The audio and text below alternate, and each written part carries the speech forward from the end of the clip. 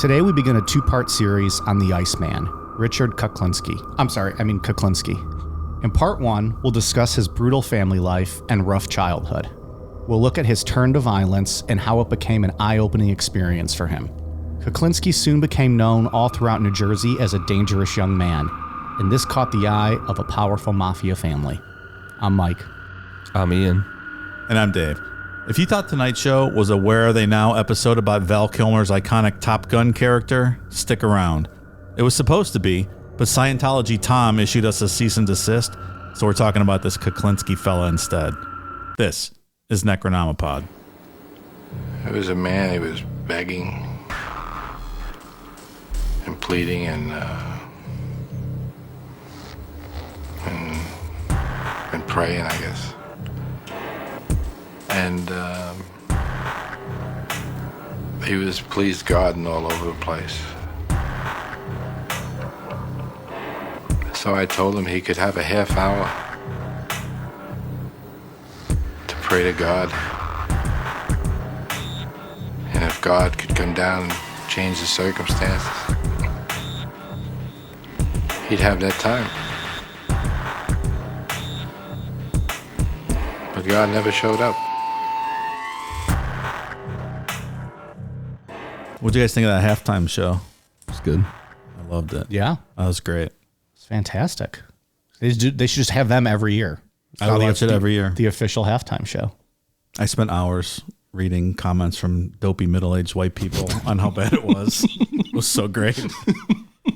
Which is so crazy because, like, how many times can you have, like, the same old generic classic rock artists, right? Like, you had your Rolling Stones and your U2s and, you know, whatever else they've done in the past. Yeah. Like, we get it. Was that last year or the year before that everybody was all pissed off about J-Lo and Shakira? Dude, that was so good, though. Oh, yeah. I think it was 2 years ago. Wasn't everybody was all Yeah, 2 years ago. like, shut up. What did they do last year? The Weekend. Oh, that's right. When he had the that was bandages real on his good. face. And it was Maroon 5 3 years ago, I think. I like The Weeknd. He's real good. It was different. I like how Dave's low-key a Super Bowl halftime show historian. Like, well, and then in 1987, it transformed and became a full-time sponsored event. Who was before Maroon 5? I have no idea. Who was it? I don't know. Oh. I thought you knew. Yeah, it was good stuff. That was really cool. Like the comments. This ain't music. We kind of crap. This ain't music. Do you think those people would have been happier if it was the Insane Clown Posse? Some of them would have been happier. A significant portion, I suppose. Just Fago flying all over the field, getting it all sticky from when the players come back out. There you go. But I think you can legitimately make the statement that Mary J. Blige is probably up there in one of the top, 3, 4, 5 greatest female singers of all time, with Aretha Franklin, with Whitney Houston, and just I think she's great. these comments about not being music, I just found completely offensive. I'm a big Mary J. Blige fan. Also, why is it not music? Because they're not playing guitars. Ain't no Confederate flag up on there. Where are all the white people at? Ridiculous. So fucking cool. Did you see the size of that board Dr. Dre was using? It was awesome. Man. I loved it. It was so cool. I'm pretending that was a shoot, too. He was actually using that thing. I think he was, Mike. Maybe. Can you imagine if you had a board that big over here, Dave? That'd be fantastic. You hit the wrong clips half the time as it is, let alone if you had 30 more feet of board to work with. And then I saw the news reporting that they had a clip of Snoop hitting that joint when I the saw thing that. was coming up. They're Yeah. like, reportedly Snoop was smoking a marijuana cigarette before the show. The fuck are you talking about? Remember that fight with it was Mike Tyson and Roy Jones? Mm-hmm. Not that long Yeah, ago. it was like a couple years ago, right? Or a year ago? They had Snoop Dogg perform before the fight started. I think he just like went rogue and did whatever the fuck he wanted because he legit, it was like a straight up concert. Like it was like 25 minutes. He had smoked a huge blunt the whole time. Yeah. When the pre-ceremony started or whatever, and the music, it was like an hour till the fight started. Yeah. He just didn't stop. Like introductions, and then Snoop literally did a concert, and then the fighters are walking to the ring, and then their introductions. Yeah, I remember thinking like, all right, I think we were both watching it, but separately, I was like, just text me when the fight starts. Like, I can't sit here this much longer. Like the ability to smoke that much weed is a superpower. Like he's a superhero. It was a very large blunt that he smoked the entire thing while performing for Mike Tyson. Do whatever the fuck you wanted. I just found it funny when they were reporting that. Breaking news! I didn't realize he had that he was smoking. Yeah, I saw it online, like video of like a fan recorded it, like when he's like ducking. Someone down. else might have been performing, and he was like kind of down on like the steps, and he is just smoking up, doing a weed or two. So that's our thoughts on the halftime show. I was not expecting to go down that path, but sorry, that's what popped in my head. It's all right. I had nothing to talk about.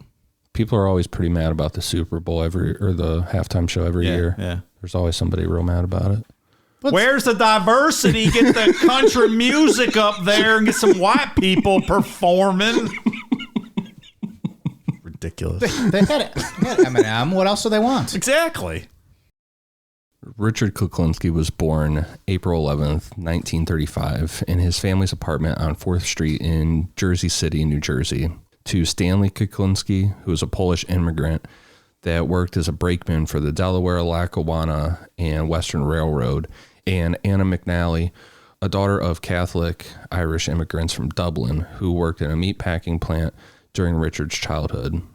And we'll get into his siblings in a bit, but Richard was the second of 4 children. Your frat room was considered a meatpacking plant, wasn't it, Mike? Was not. Oh. Thanks for clarifying. Mm-hmm, sure. His father, Stanley, wasn't a big guy, but he was super strong, and he was an alcoholic who would get violent when he drank, specifically towards his wife, Anna, and then later on the kids. In 1929, Anna gave birth to their first child, a son that they named Florian. Leading up to Florian being born, Stanley would call Anna a whore and constantly accuse her of having an affair, saying that Florian wasn't his. Then once Florian was born, Stanley just kind of was blah about having a baby, like he didn't really care. And then eventually he started to get violent towards Florian. We're talking about brutal domestic violence, full-blown punches and stuff. It's a very nasty guy. I don't care much for violent drunks. I've always been a happy drunk. I don't understand violent drunks. Yeah, I don't know. Not much fun. Why would you keep doing it? Right? Because you're drunk. I guess so. You would think that was a stupid question. The disease, I guess. Don't beat yourself up, man. It's all right. That's what drunks do, Ian. What do you mean? Can't you be a happy alcoholic? You look down. You were like, oh, that was a stupid question. Like, it's all right, pal. Why do you think water's wet, guys? So fast forward a couple years, Florian and Richard were old enough that Stanley felt it was acceptable to start beating them. Richard said that his first memories of his father were of Stanley beating him. Stanley hit them with a belt frequently and then eventually got to wrapping the belt around his hand and punching the boys. Florian was really skinny and kind of frail, which pissed off Stanley, and that was a reason for beatings, like Florian was too weak. Then Richard eventually got so scared of Stanley that he would wet himself at the sight or sound of Stanley's voice, which also resulted in beatings.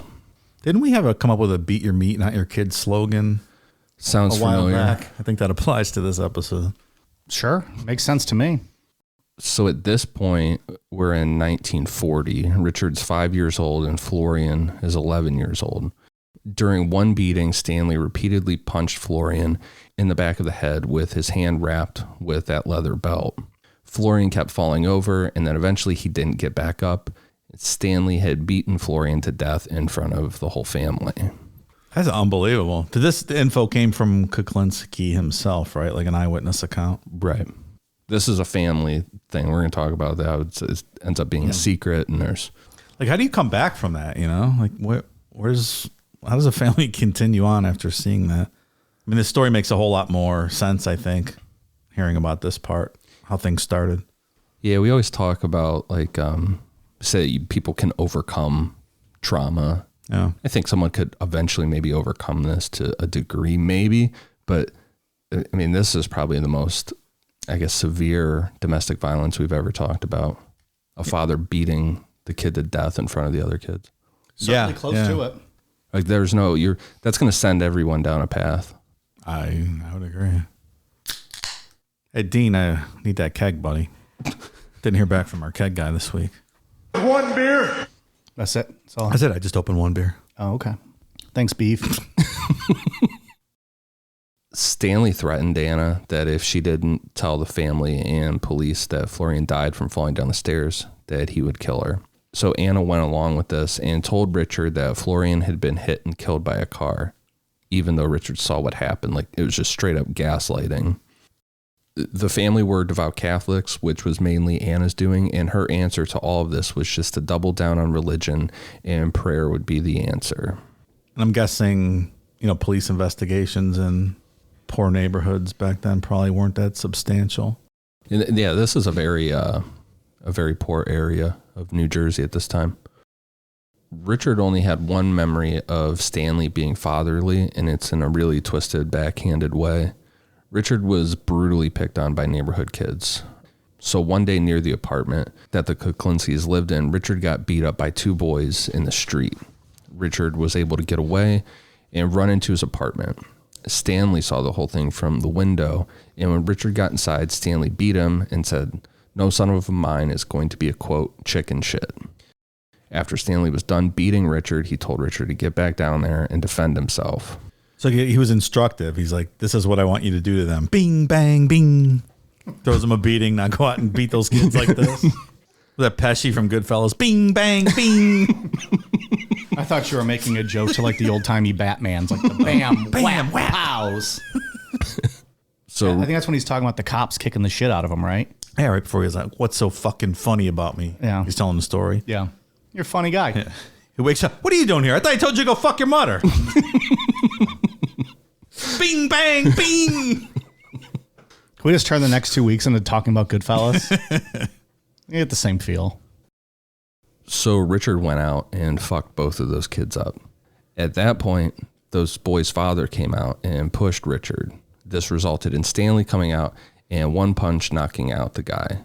At the time, Richard said he felt like his father was defending him, but later on realized that this was just like a thing of viewing Richard as his property, like no one touches my kid but me.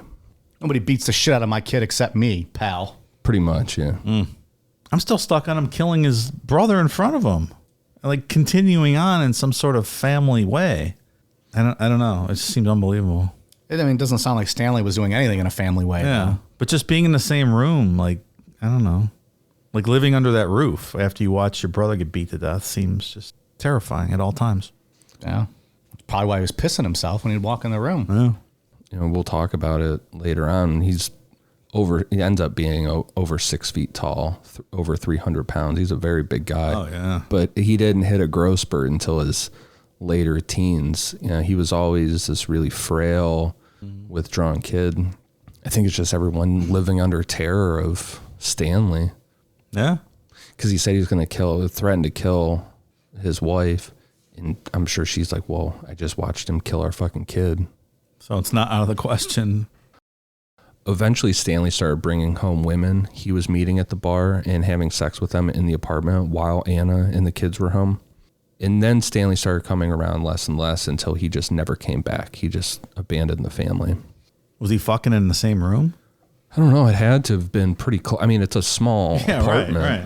I don't know. This is not how boomers led me to believe things were in the 50s. I thought it was like, milkshake counters and soda shops and saddle shoes and pleated skirts. So there would not be Everyone a was guy nice. bending a girl over the counter at the soda shop. Not from what I've seen. Okay. I picture Back to the Future, I mean, I get it. Happier times. Yeah. We said a minute ago that Anna doubled down on the Catholic religion, and she pushed that on Richard hard. He was sent to Catholic school, but since Richard had issues with dyslexia, the nuns would smack his knuckles with a ruler when he used his finger to follow along with sentences.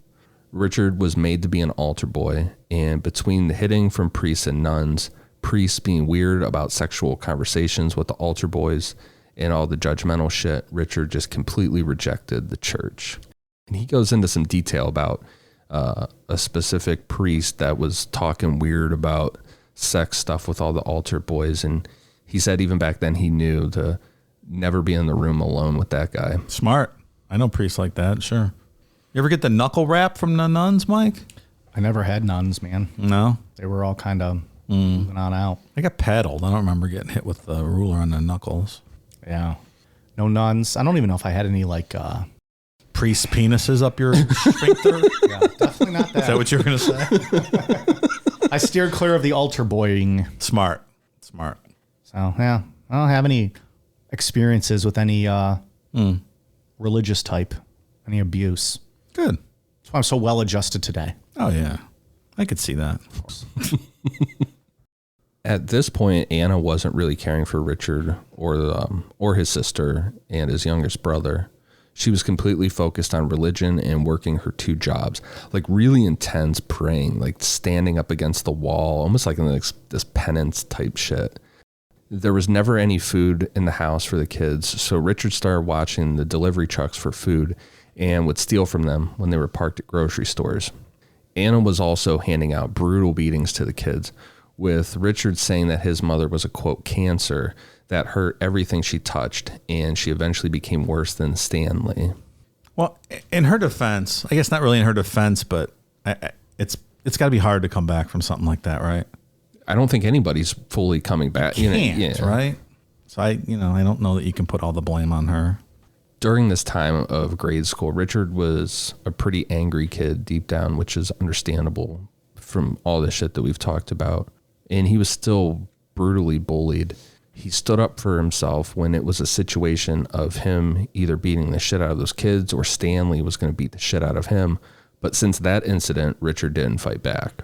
At this point, Richard took out his anger on animals.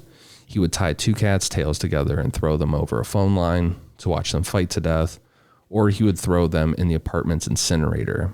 Then when it came to dogs, he would just beat stray ones to death with pipes or hammers, or he would set them on fire with gasoline. McDonald Triad alert, right? What are the other 2? Not like in NASCAR and never seeing Die Hard?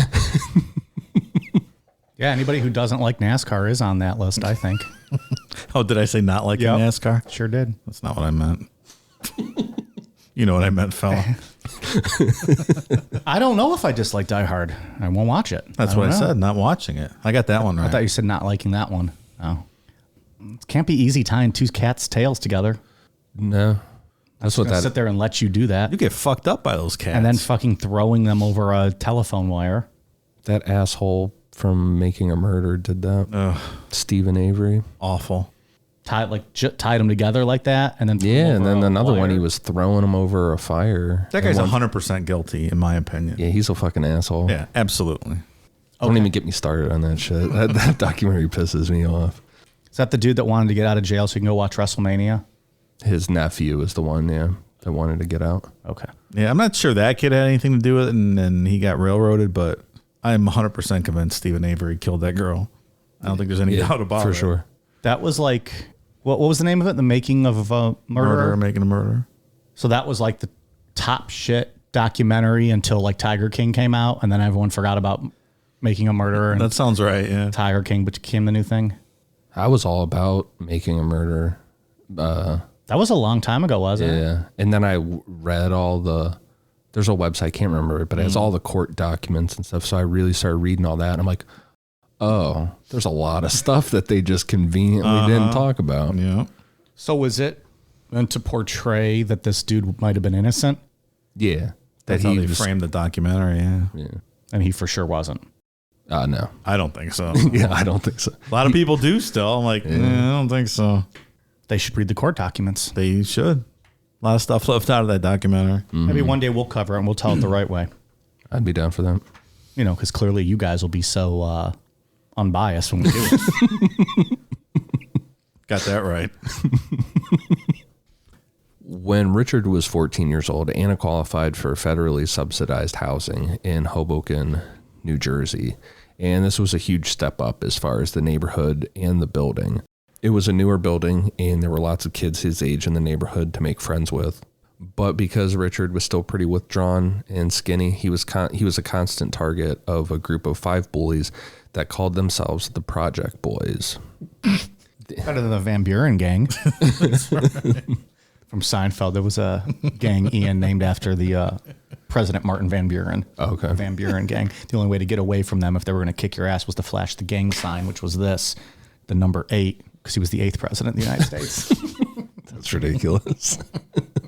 Sounds like it could be a musical, like The Project Boys. It's not like West Side Story. Yeah, right? something like that. Yeah. Where are the Project Boys? I don't know. Project Boys versus the Van Buren gang. I'd go see that. For sure go see that. Subsidized housing, hand-me-down clothes. Who we kill next? Nobody knows. This all writes itself. It absolutely does. The Project Boys would always call Richard a dumb Pollock and beat him up any chance that they got. Rude. Richard's only getaway was reading true crime stories like old true crime magazines.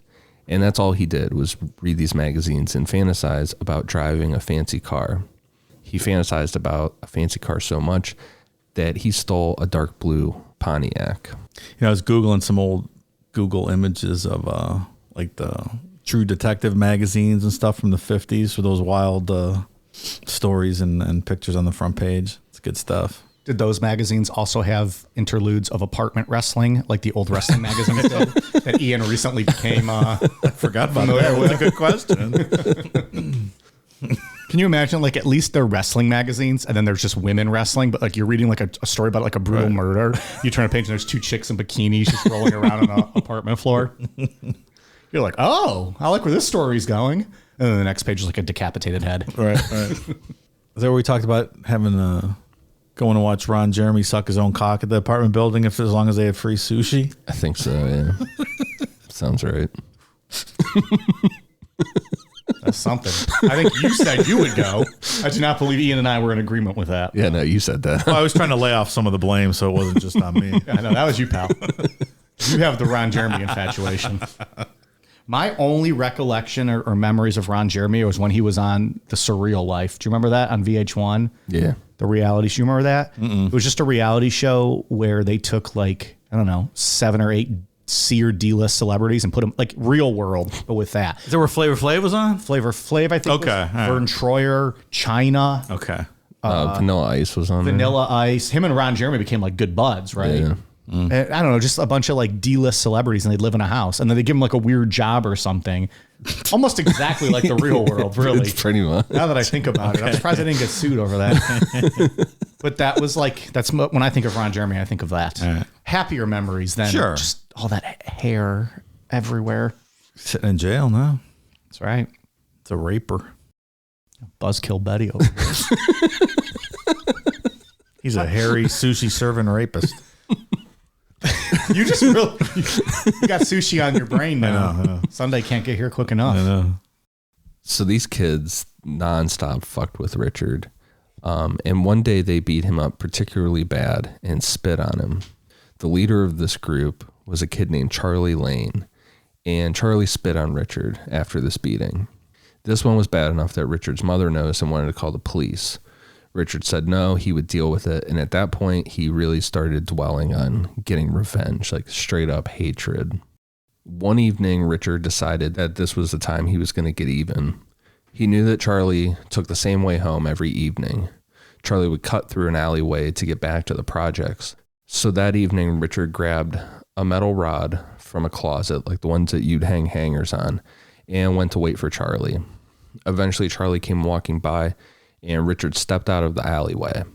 Charlie immediately walked towards Richard to hit him, and then Richard swung the metal rod and hit Charlie in the left side of his head. Richard just kept hitting, and eventually Charlie stopped moving. And at that point, Richard realized that he had killed Charlie. He said that he didn't mean to kill Charlie, but he was his only real emotion was that he was scared he was going to go to prison for murder. So to get rid of the body, Richard ran to get the Pontiac that he had stolen a couple days earlier. He struggled, but got Charlie's body into the trunk and drove to the Pine Barrens in New Jersey to dump the body.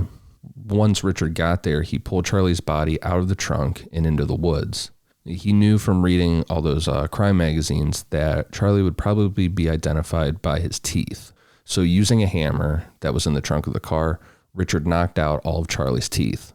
Then using a hatchet that was also in the trunk, he cut off Charlie's fingertips and put the teeth and fingertips in his coat pocket. Then, driving back, Richard threw the teeth and fingertips out the window randomly along the way home. Looking back on that moment, Richard said his mindset going forward in life was, quote, "Fuck with me and I'll kill you." It's kind of a lot for your first kill. No? Yeah, he jumped in with both feet on this one. Like driving a dead body in a stolen car, 2 hours from Hoboken to the Pine Barrens and then dismembering a body like this. Like that's a big first He's right in between step there. 13 and 14 years old right now. Crazy. Within a week or so, the rest of the Project Boys gang quit bullying Richard, but Richard was on this power trip from getting revenge and getting away with murder. So Richard beat the shit out of each of those kids with a 2x4 and said, "Don't ever come near me again." Then he got a baseball bat and started driving around his old neighborhood in New Jersey, beating the shit out of anyone he could find that ever bullied him. After a while, walking around with a baseball bat was a little inconvenient, so Richard got a knife and he would cut the face of anyone that ever fucked with him. Full throttle, man. Yeah, he's a fucking kid still. He's 14, 15 years old. Not surprisingly, Richard dropped out of school not long after this and started hanging out at pool halls. He got really good at pool, and his reputation as being a guy not to fuck with grew all over New Jersey. He was also becoming very charismatic, which led to people gravitating towards him. And eventually Richard had his own gang. It was Richard and 4 other young guys around his age, so they're all 16, 17 years old right now. And they called their gang Coming Up Roses because if you fucked with any of them, you would end up in the ground coming up as roses. It's pretty clever. Be a cool band name. Coming Up Roses. Sure. They all got it tattooed on them too. Nice. Like prison style tattoo. So they ended up starting a band. They never hurt anyone. And they went on to be successful. They opened up for the Beatles. Yeah. When they came to America. And then they were successful, and that was it, right? I don't think that's how Good story. This has been VH1 Behind the Music. What was your gang, Mike? The Bukkake Boys?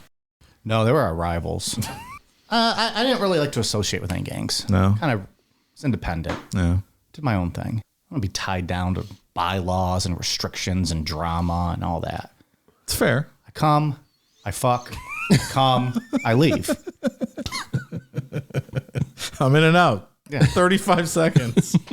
You got to get to sleep, man. Oh, you'd have been good in the Bukkake Boys. It's too much politics in that one. Is that right? Too many politics. Everyone wants to be the lead in that. I don't know what you want me to say, man. This was your thing. I don't have anything. So Richard had his gang, the Coming Up Roses, and we said he was very charismatic. So he also didn't have an issue with dating. Regarding him dating women, I just quoted the book Iceman: Confessions of a Contract Mafia Killer, because I was cracking up when I read this the first time in the book. So it's a quote. A 25-year-old named Linda took Richard home when he was 16, and he began to live with her. She always wanted to have sex, and he was always happy to accommodate her. She was short with black hair, attractive in a simple way.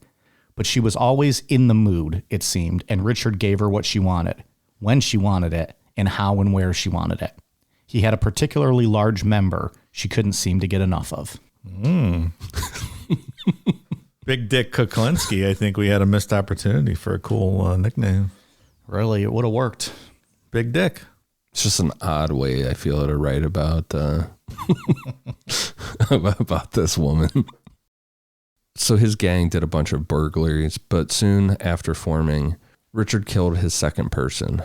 There was a police officer that hung out at the same pool halls as Richard, and this guy was named Doyle. Doyle drank a lot, looked exactly like Richard's father, and Doyle got really loud and angry when he was drunk.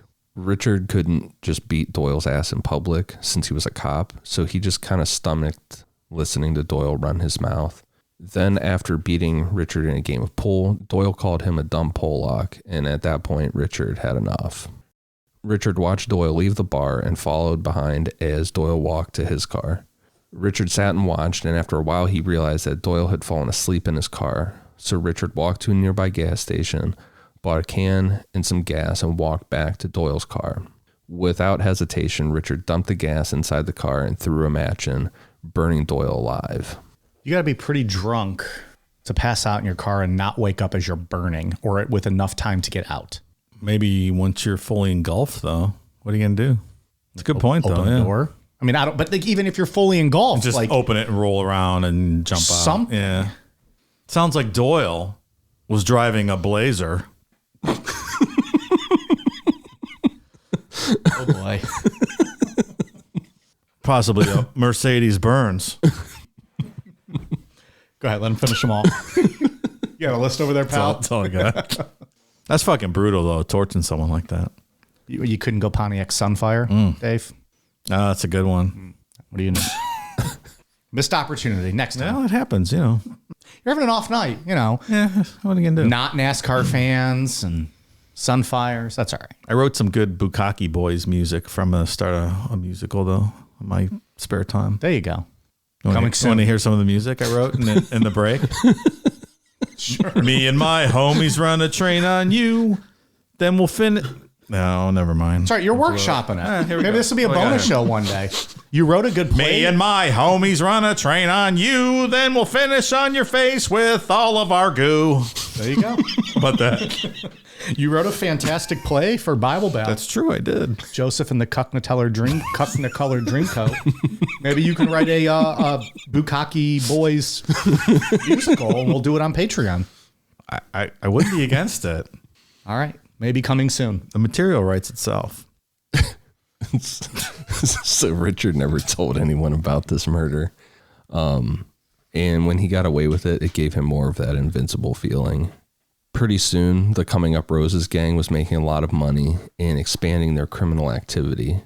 Richard's reputation as someone who would brutally beat the shit out of anyone for, quote, annoying him, spread from Hoboken to Jersey City and caught the attention of the DeCavalcante crime family, specifically by a maid guy named Carmine Genovese, nicknamed Meatball, because he was really short and a heavyset guy. No, that makes sense. And he's no relation to the Genovese crime family? Yeah, he's not. Okay. Which is one of the New York five families. Right. He's not related to them. Regarding the DeCavalcante family, New Jersey was always huge for organized crime, but there wasn't a single boss, and it was just a bunch of criminal networks. During Prohibition and afterwards, several New Jersey families controlled their own citywide networks, and crews associated with the five families in New York started to stake claim on operations in Jersey as well. Crime bosses came and went until the 1960s when Simone Rizzo DeCavalcante came on the scene.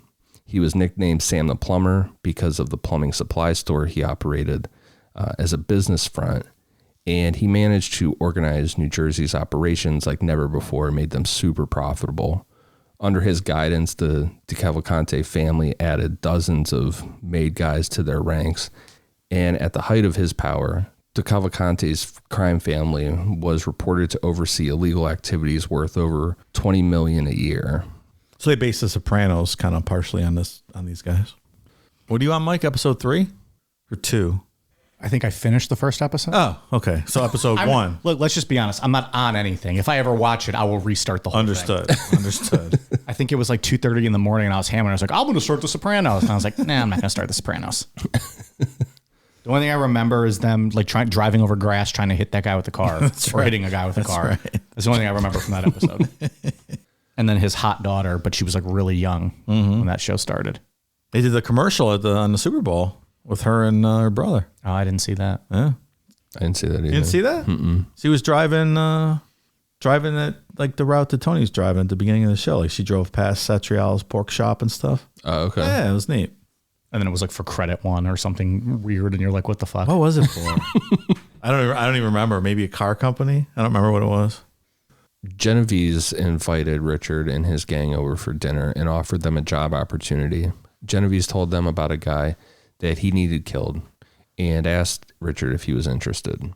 This is what Richard had been wanting for a while, which was an in with the mob, so he immediately said that they would do it. Carmine Genovese said that it needed to be done quick, and if there were any issues, to call him because the DeCavalcante family owned the police. Then Genovese gave Richard a picture of the guy and told him where he lived. Then the Coming Up Roses had their own meeting before going through with the job, and it was decided that one of the members named John Wheeler was going to be the one to pull the trigger. They went to Lincoln Park, found the guy's house, and sat there and watched. They saw him come out of the house, but John Wheeler froze and said he couldn't do it. So this guy gets in the car and starts driving, and John Wheeler said, "I'll do it this time." So they pulled up alongside him at a red light, and again, John froze. So at this point, Richard was like, "Fuck it, I'll do it." They followed the guy to the bar and waited for him to leave.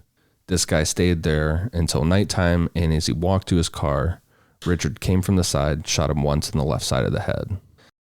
The next day, Richard went back to Carmine Genevieve's house to report that the job was done.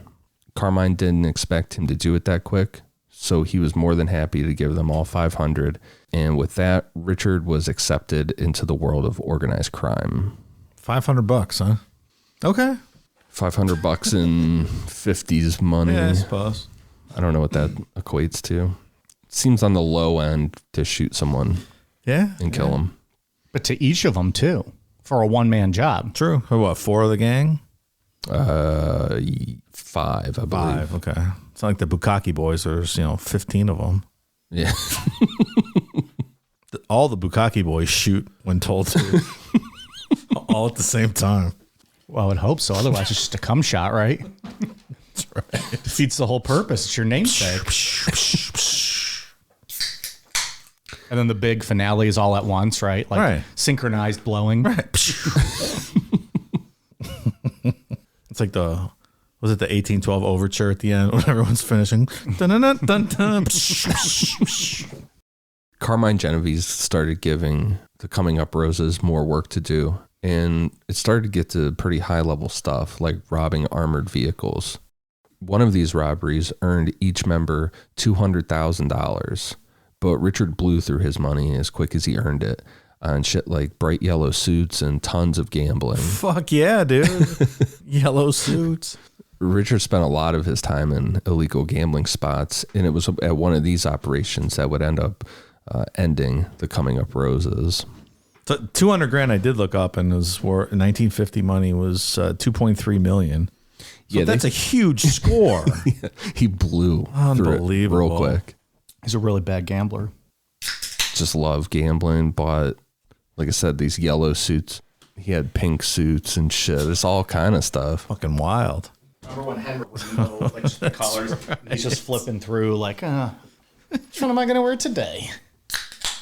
That's what 17, 18-year-old Richard Kuklinski was doing. That's all right. So 2 of the members of Coming Up Roses decided that they would rob a card game that was being held by a maid guy of the Cavalcante family. The 2 were wearing bandanas over their faces, but it wasn't hard to figure out who they were. There weren't many 17, 18-year-old kids working for them like that. Right. And it sounded like these maid guys were sitting there, fully knew who they were, and they were like, "Are you sure you want to do this?" Like, "Okay, fine. Here's the money." But in the back of their heads are like, "Yeah, these kids are dead." That's a literal Sopranos episode. Do you remember that? Yeah. Like that's what got Jackie Jr. killed. They did exactly this. Right. I wonder if they wrote that based on this. I would assume so. They must be, right? Yeah. So Carmine Genevieve went to Richard with 2 options, and it sounded like he knew Richard was going to be the one. Like he was the one out of the group of them that was like the really stone cold criminal That makes sense. that could be part of something bigger. The other guys were throwaway crew. Right. So Carmine went to Richard with 2 options, said either kill your friends or we're going to kill all of you and then we'll just be done with it. So not long after, those 2 were found with a single gunshot wound to the head, and the other 2 remaining members of the Coming Up Roses didn't want to be a part of it anymore. Did he admit to killing those 2? Mm-hmm. Yeah. And so far, everything that we've talked about is all corroborated. Like Charlie Lane, the bully, did go missing, never seen again, stuff like that. So now it's 1954. Richard's 19 years old, and he took to exercising by going to Manhattan and walking up and down the west side. One day while he was walking, Richard said a homeless person demanded money, like was really rude about it. And when Richard kept walking, the guy grabbed him by the shoulder, to which Richard turned around and stabbed him twice in the chest. Richard kept walking his route, which eventually would go in a circle, taking him past the homeless guy's body. Richard said that he liked seeing the guy laying there dead, like another power thing. And after this, Richard walked around Manhattan pretty much begging for homeless people to fuck with him so he would have an excuse in his mind to murder them. This is where there starts to be a debate of serial killer or something else. Yeah, because I was watching the Iceman stuff on HBO the other day, and the FBI, the one FBI guy, I forget his name, he gave his opinion. He was not to be considered a serial killer, but I can see that argument, though. He's just preying on people for no reason. All these murders are for absolutely no reason. Just honing his craft, I guess. Yeah. And we'll see, especially in part 2, we'll talk about it, that he's an extreme version of someone with anti-personality disorder, like no feeling at all. So we'll talk about in part 2, he tries to switch up his killing methods to see if he can feel anything out of it. And he tells a story about using a crossbow to see if it would work. Like no feeling out of it, just whatever. It worked, but yeah, I'm sure it did. This guy is very unlike anybody we've discussed before. Like the guy with the crossbow he talks about, he said it was just some random guy on the street. He pulled up, acted like he needed direction somewhere, said, "Hey, can you ask?" And when the guy bent over, he just shot him right in the forehead with it. Wow. Just to see if it would work. Again, with the random shit. Terrifies me. Yeah. I want to stay in the house. That's why Ian does. He's smart. Stay safe. We have literally never covered a serial killer that was a raccoon. So I'm not sure we ever will, right?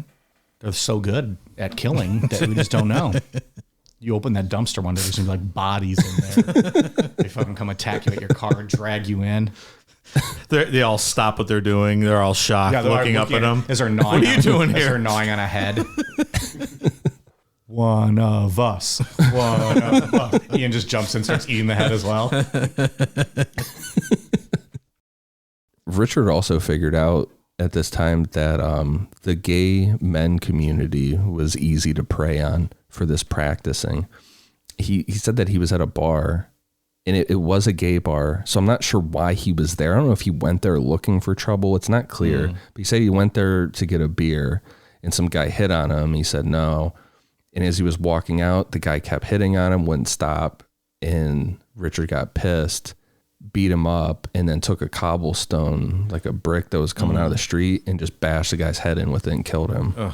So then he realized that the gay community was a throwaway community that no one really gave a shit about, same as homeless people. Like the police wouldn't be investigating. Yeah, and I think that's true even with serial killers today. Jeffrey Dahmer got away with that. Bruce MacArthur from 2018 up in Canada, that's really new still, but that's who he preyed on, was the gay community. And a lot of those guys were, police kind of just don't give a fuck. Yeah. And he's oddly wanted to make it clear in the book and in the HBO documentary, I think it's maybe the second or third one, that he had nothing against gay people. Like as a whole, nothing against them. It was just easy prey. Glad he clarified that. Multiple times he made sure that he said that over and over again. I'm a serial killer, not a homophobe. Right. I want to make that clear. I preyed on that community, but I'm not a homophobe. Right. Thanks, pal. Around this time, Carmine Genovese got busted for illegal gambling operations, so Richard's money dried up. There wasn't much work for him. So he got a job unloading trucks. Imagine you score $2.3 million hijacking, and then you blow it all and you have to go unload trucks. And this is like really quick. This is all within a span of 2-3 years. Unbelievable. He was the best dressed truck unloader. That's right. You like wearing that yellow suit when you're hauling boxes off of that truck? While working this job, he kept an eye out for stuff to steal and make money off of, but it was pretty rare. Then he got Linda pregnant, and Richard was not happy about it. He didn't love Linda. He said she was just a convenience for him. It was somewhere to stay and have sex whenever he wanted. Richard wanted her to get an abortion, but Linda refused because she said she didn't believe in it. Richard already hit Linda whenever she, quote, annoyed him. That's something that he says over and over again. It's like when somebody annoys him, it's like that's code word for you're on the verge to either get your ass beat or killed. What did he say earlier? Fuck with me and I'll kill you. So now you annoy him, that's fucking with him. Yeah. Apparently, yeah. Like in the documentary, I can't remember which one it is, one of the three, but the psychiatrist kind of questions him a bit. He's like, I'm annoyed with you now. He was not happy with him. Yeah, he was like, you got me annoyed with you now. That's right. It was scary. He could tell, man. Yeah. He'd break the guy's neck. If it wasn't a controlled situation with police there, yeah. But now Richard was punching Linda in the stomach, trying to cause a miscarriage. Ultimately, Richard ended up marrying Linda in secret for what he said was, quote, for the sake of the kids. And he has a second child with her too, which is crazy. Yeah. And a third, no? With Linda, I'm not sure. Barbara will come in part 2. Okay. All right. The HBO documentaries don't talk about Linda and those kids. I was just thinking this is who ended up being the wife, but based on that, I'm seeing that that's not who this is. Okay. Yeah, they don't talk about this. Yeah, this not at all. Okay. Yeah, he said that he didn't love her, didn't love these kids at all, which probably ended up being better for them in the long run. That he didn't love them, that he wasn't around, But yeah. In 1956, Carmine Genovese got out of prison and needed someone killed. Richard had killed for Carmine before, but that was just like a one-off thing, kind of more of a test. Richard wasn't a contract killer. He was more of take whatever jobs he could get with Carmine. But this one was different. This one was like a real test for Richard because Carmine wanted this guy to suffer for, quote, disrespecting a made guy's wife. Carmine showed Richard a picture of the guy and told him that he was a used car salesman in Newark and to bring something back as proof that he suffered. And in the book, Richard said that Carmine said like a hand or some toes. After watching the used car lot and this guy's movements for a couple days, Richard went to the lot on the third day at 11 a.m. acting like he wanted to buy a car. He told his target that he needed something cheap that he could buy that day, and the salesman showed him a car to test drive. They got in the car and started driving a bit when Richard said, I think I hear something under the hood. Can I stop and check? And this guy said, sure. He's not suspecting anything. Richard had previously parked his own car in that area, and that's where he stopped to check under the hood of the used car. When the salesman looked under the hood, Richard hit him in the back of the head with his .38, taped his mouth shut, hog-tied him, and threw the guy in his truck and drove to the Pine Barrens. You love those Pine Barrens over there in Jersey. There's a lot going on in the Pine Barrens out there. How many bodies are in the fucking Pine Barrens? Not that Russian guy in The Sopranos. He got away. Mm-hmm. Paulie and Christopher were lost out there. That's a great episode. One thing is clear. He wasn't driving a Ford Escape.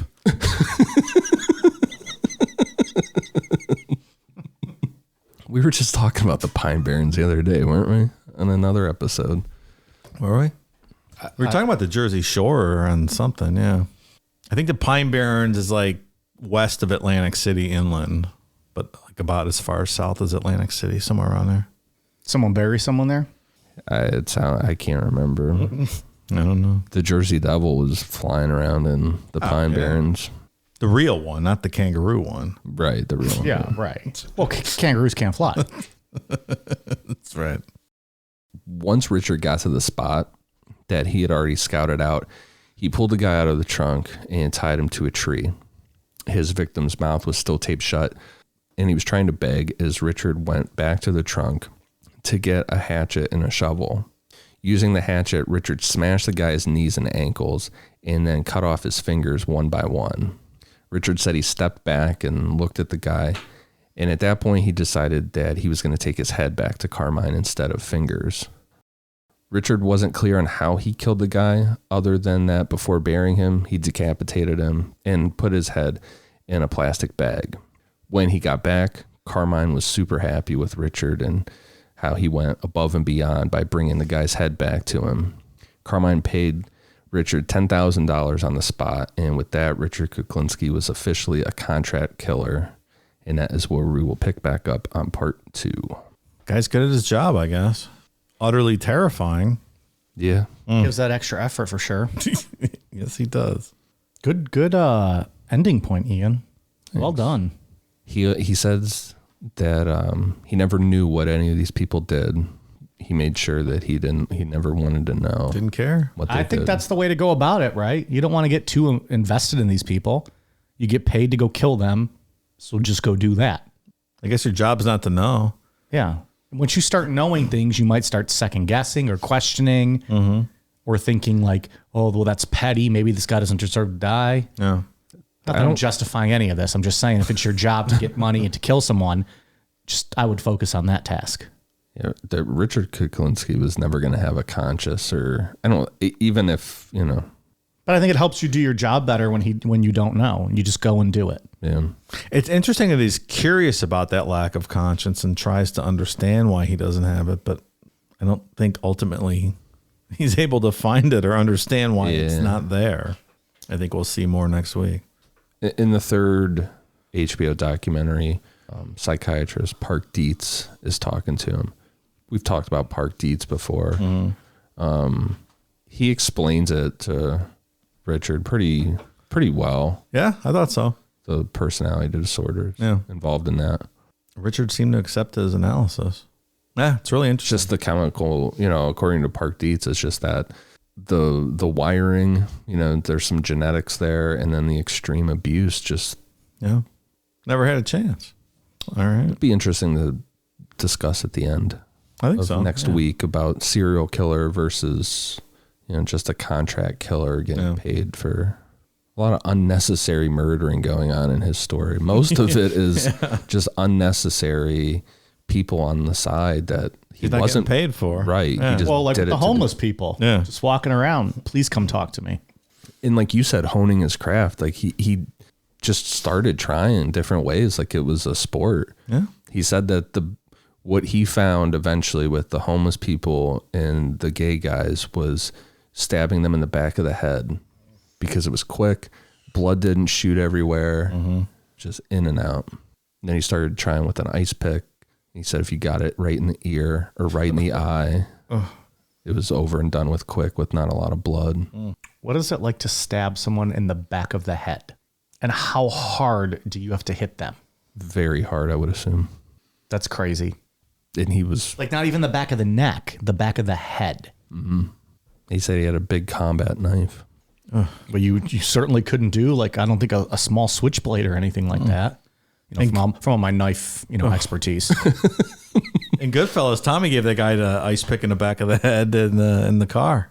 I think it was in the neck though. Like in the right below the his head, base. yeah. Which Morty. Morty. Yeah. What did he sell? The wig guy. Yeah. Well, but did he sell wigs? Yeah, because when you jump in the pool, it doesn't come off. Yeah. Because he wanted his fucking money from, I think, Lufthansa or something. Right. And he wouldn't shut up. They never shut the fuck up. Get some right, like at the base though. Because of course that's what I was thinking of. But that's not the skull. But to go through your skull is a different story. Like severing your spine and the neck is one thing, or do you come up from the bottom, like under the like the base up and in. I don't know. Yeah. He said the best way to shoot someone is if you're close enough to shoot them under their chin. Just put the gun under and shoot them, or stab them in the back of the head. Ah, damn. At least blood involved. He's the expert. You don't want to ruin your yellow suit. That's what he said about chainsaws too, because he said that's just a whatever, a Hollywood fiction thing. He was like, why am I going to fuck up my clothes using a chainsaw? You get pieces of guy's meat all over my suit. That isn't fucking do that. Stupid. God. All right, we got some new patron shout outs tonight.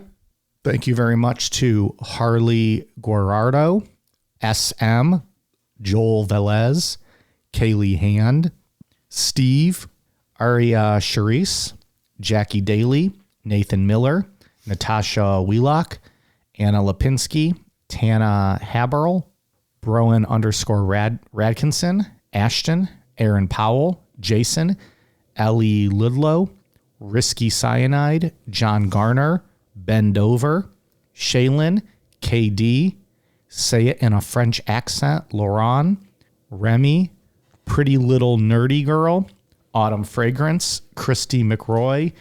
Autumn Fragrance. Is that Casey Anthony? That's right. Wasn't that her screen name or something? On YouTube with the page after page after page of comments how Casey was innocent. It's probably really her.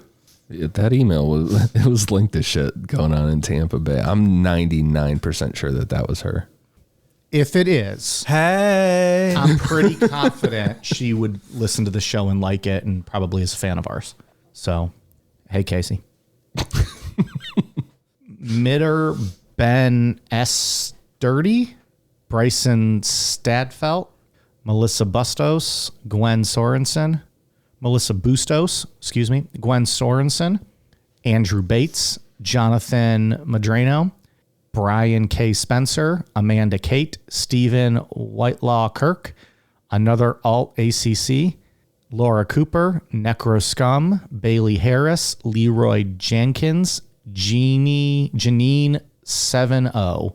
Thank you all very much. We're at patreon.com/Necronomipod. Ian, what do you got? For iTunes, I have one for Sheben Beck, Eden F., and Greek Hero Boys. Thank you for the awesome reviews. Dave, what do you got? Hey, Ian, and one more review from Calcutta, India. I had that name right here, and then I lost it. Devlina, Calcutta, India. Amazing that people in Calcutta are listening to the show. Right. Also, some new Worldwide. stickers up on the website if you want to go check it out. Yep, those have been available for a few days now. Check them out. New 3-pack. 2-pack and 3-pack available. Yeah, the 2-packs are the 2 new ones. Yep. In case you already have the other one, you don't want the third, a repeat. But why would you not? Slap that baby on a coffee mug, slap it on some random person's car in a Target parking lot. Fun for the whole family. If you see their Mercedes Burns in the parking lot there, just put it right on the windshield. So yeah, those are exclusively at necronomipod.com. You will not find those on Amazon, but all of our other merch, our clothing is at amazon.com. And only at Amazon. The internet has been taken over by fake, pirated Necronomipod shirts. Yeah. At this point, if you buy anything that is not directly from our website or Amazon, shame on you. You know better. You know better. It's crazy when you Google Necronomipod and then like it comes up the search results and it'll say like Necronomipod Dave and Mikey and all that shit. Everyone Our names come up. when yeah, you like Google people search trying us. to Google what we look like. Fucking weird. But when you go when you click on any of those, the image results and stuff, it always shows a ton of bootleg shit. So like, I'm going to go Google Necronomipod Ian, and it's going to be a bunch of bootleg artwork. Yeah. Oh, yeah. There's like a couple pictures of me for real. And then all these websites selling our shit fake. Yeah. Stickers directly from us and the merchandise or clothing, which is all we have. We have stickers and we have clothing. And the seller on Amazon is Amazon. Nobody else. Just Amazon. Necronomipod store. Yeah. There's even fakes on Amazon if you don't keep up with that. Yeah. It's the Necro store on Amazon. But there's fakes on Amazon sells? They pop up occasionally. I have them removed, but it's impossible to keep up with the other ones. I used to get mad about it. I think on the show I said like, if you stole this, don't fucking listen anymore or something. Now it's like, whatever. What am I going to do? But the people stealing it, they I don't think they even know what we are. They just see the brand on Amazon and they just steal it. They write scripts that pull in like trending designs on Amazon and it just auto populates on their store. Yeah, there's no way. Yeah, that's all they do. Speaking of that, I wrote a script that searches continuously Mike Nomopod penis like all day long. So I'm trying to get that to be the #1 search. When you put in Necronomipod, it's not working yet. I'm trying to get that up there. Wouldn't that be something? Mike Nomopod penis. Just wait, then everyone's going to start getting actual dick pics of me. They got to live with that for the rest of their lives. That's so crazy that when you Google it, our names pop up. I'm going to have to try that and see what I get. Yeah. I'm not going to do it because I'll just get angry about all the bootleg shit up there. Yeah, don't look at that. That's what it'll be. Yeah, we've had people send us stuff like, oh, I love this. Like, look at what I bought. And it's like fucking Necronomipod socks. Yeah. I'm like, yeah, that ain't from us. Or like a baby onesie. Yeah. Like, I'm not selling Not that us. shit. What is that? Notebooks and folders. Not us. I mean, thank you for listening and supporting us, but you're not supporting us with that one. Anyways. The last thing, Eden, so that they like Stone Cold Beef Austin.